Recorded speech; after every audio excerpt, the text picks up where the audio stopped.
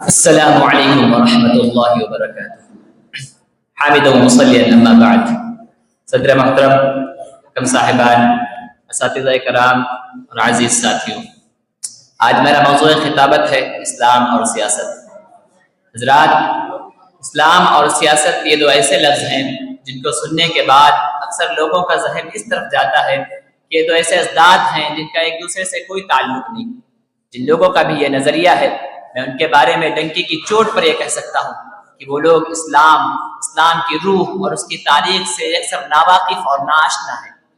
آئیے یہ حقیقت واضح کر لیں کہ اسلام اور سیاست کا تعلق فطری، منطقی اور ناگزیر ہے۔ اسلام ایک مکمل ضابطۂ حیات ہے، اس میں عبادت بھی ہے اور معیشت بھی، معاشرت بھی ہے اور سیاست بھی۔ سیاست اسلام کا ایک ایسا جزء لا یتجزا ہے، اس کو اگر اسلام سے جدا کر دیا جائے تو پھر وہ سیاست نہیں بلکہ جبر و استبداد، ظلم و ناانصافی اور بغض و عداوت کا آئینہ بن جاتی ہے۔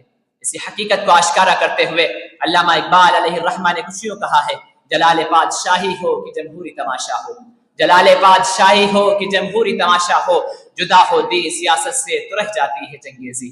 محترم حضرات، اسلامی سیاست اقتدار کی ہوس کا نام نہیں بلکہ ایک ذمہ داری و پاسداری اور امانت و خدمت کا نام ہے۔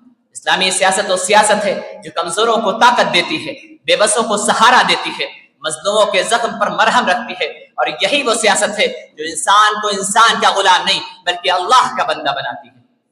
حضرات گرامی، آپ سیرت نبوی کی برگردانی کریں تو یہ حقیقت روز روشن کی طرح عیاں ہو جائے گی کہ آپ صلی اللہ علیہ وسلم صرف نبی نہیں تھے بلکہ ریاست کے سربراہ بھی تھے، آپ قاضی بھی تھے، سپہ سالار بھی تھے اور عدل و رحم کا جیتا جاگتا نمونہ تھے۔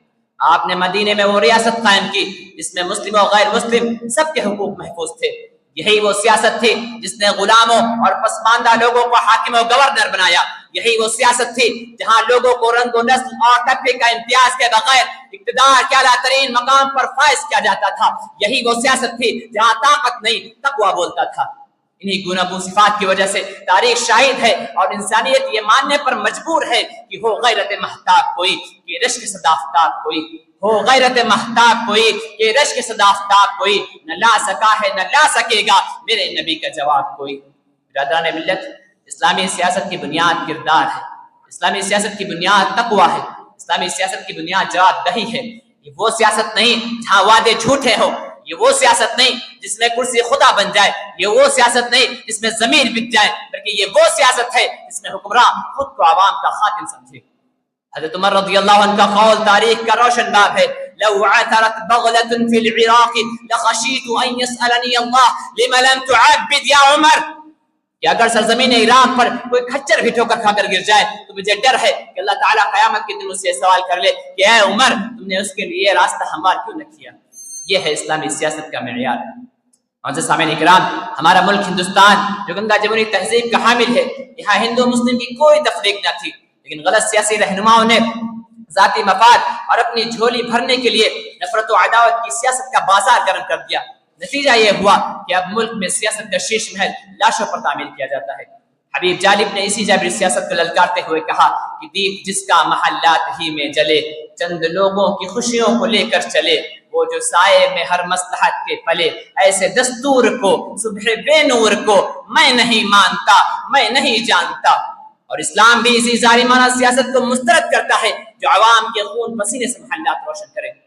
ملت اسلامیہ کے غیور نوجوانوں، اسلام تمہیں سیاست سے بھاگنے کا درس نہیں دیتا بلکہ کردار کے ساتھ قیادت کا پیغام دیتا ہے۔